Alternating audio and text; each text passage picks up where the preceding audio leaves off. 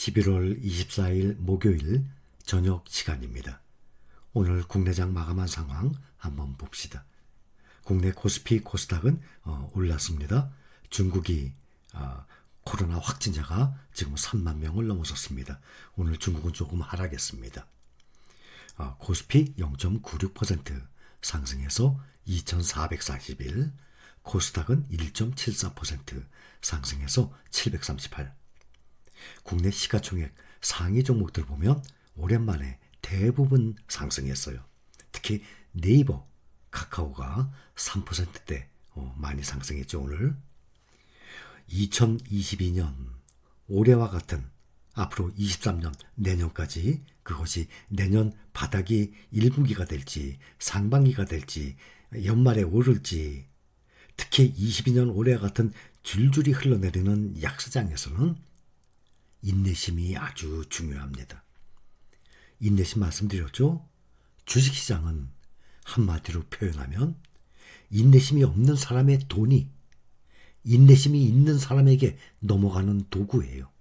그런 시스템이라는 겁니다. 그래서 주식 투자를 하게 되면 인내심, 특히 올해와 같은 인내심, 이런 약세장에서 아주 중요한 것입니다. 5종목 보면 미국 테크 탑10만 0.21% 상승해서 9,530원, 약 1,000원 정도 올랐죠. 저점에서 나머지 모두 하락했습니다. 특히 달러 환율이 오늘 많이 급락을 했어요. 1.7%가 떨어져서 23원 하락했어요. 1,329원. 결국에는 달러가 약세가 돼야죠. 안정이 돼야 우리나라든 미국이든 다 증시가 다시 안정권에 접어들게 되죠. 중국은 지준율 인하를 한다는 그 시사에도 지수들이 모두 하락세를 나타냈습니다. 상하이 종합지수가 0.25% 하락하고 선전 성분지수 0.15% 하락하고 창업한 지수도 0.21% 하락했습니다. 중국 증시가 중국 정부의 경제 안정화 정책 발표에 이 매수가 선행이 돼서 상승 개장을 했습니다. 국무원 리커창 총리 주재로 상무회의를 열어서 지급준비율, 일명 지준율이라고 그래요. 이거 인하 가능성을 시사한 역량으로 풀이가 됩니다. 지준율은 은행이 다 가지고 있어요. 어느 정도씩 몇 프로. 이 지준율은 시중의 은행들이 돈을 어느 정도 가지고 있어야 됩니다. 적립을 해놔야 됩니다. 그래야지 돈을 찾는 사람한테 현금을 내줄 것 아닙니까?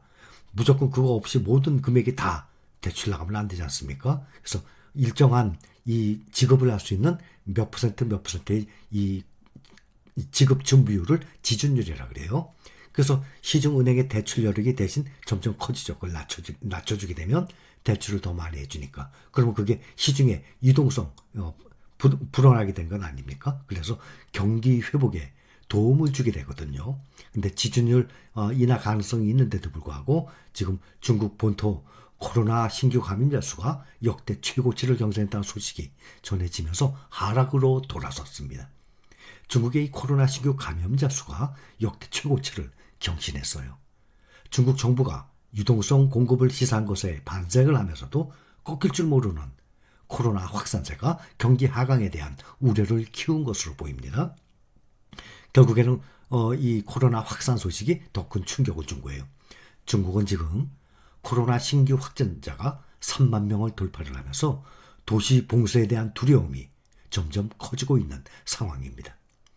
어제 하루 신규 감염자 수가 31,444명, 처음으로 3만 명을 넘어섰습니다.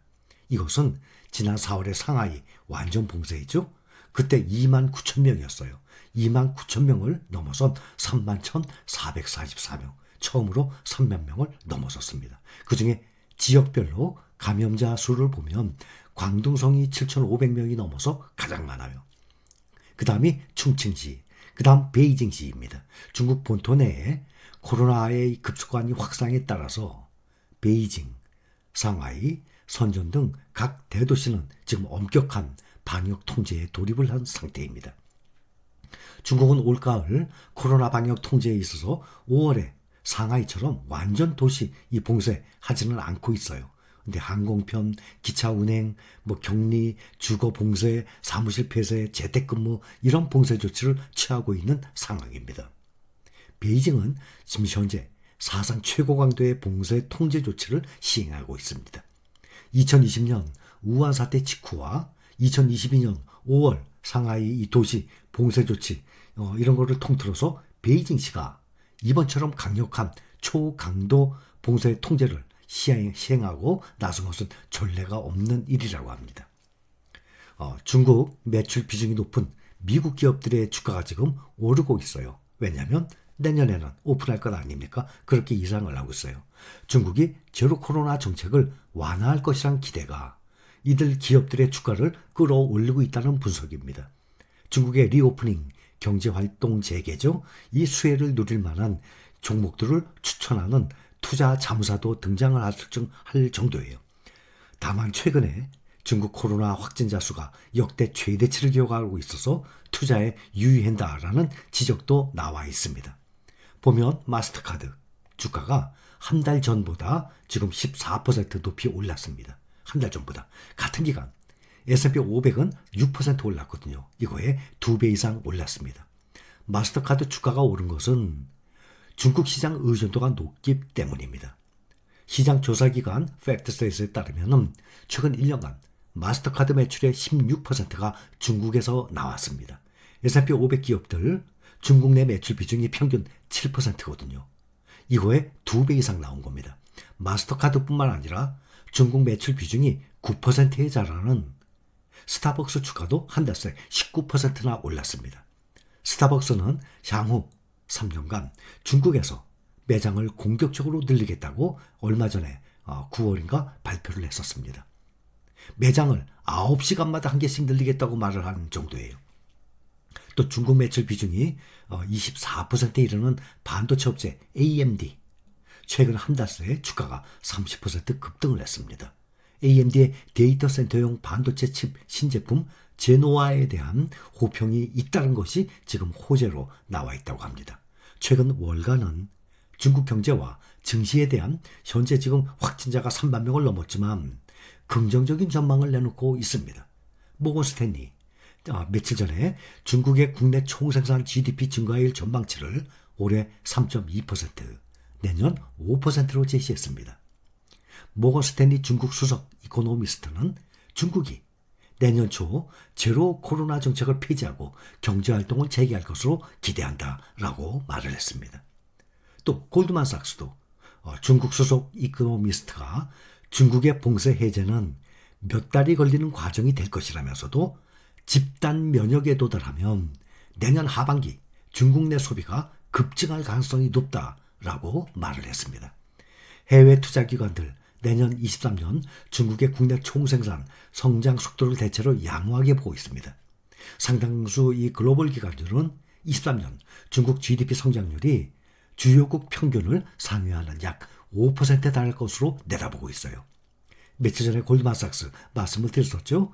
연구 보고서가 중국을 비롯한 아시아 경제 호전에 따라서 2023년 내년에 아시아 증시가 비교적 양호한 실적을 보일 것이라며 일본 증시를 제외한 MSCI 아시아 태평양 지수가 2023년 한 해 11% 상승할 것으로 내다봤습니다.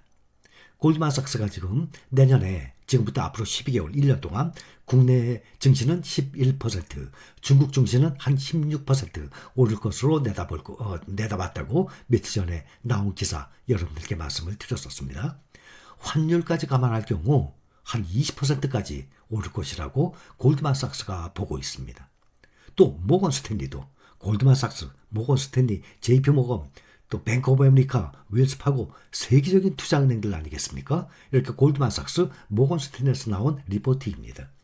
모건 스탠리 소속의 전략 애널리스트는 다양한 프로그램의 이 중국 경제 부양 정책이 앞으로 탄력을 받음에 따라서 중국 지수가 2023년 말까지 14% 정도 상승할 것으로 예상이 된다고 밝혔습니다.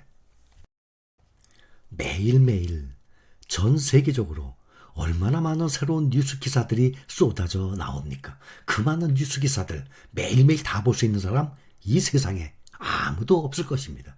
그 매일매일 쏟아지는 뉴스 기사들 중에 특히 일부밖에 못 봅니다. 하루 종일 10시간 이상을 뉴스만 보는 사람이 어디 있겠습니까? 10시간 이상을 봐도 매일 나오는 뉴스들 다 확인을 못할 정도예요. 그래서 그 중에 나오는 중에 매일 기사 나오는 중에 중요한 것들만 포인트만 그래도 부지런히 찾아서 여러분들과 함께 공유를 하고 있습니다.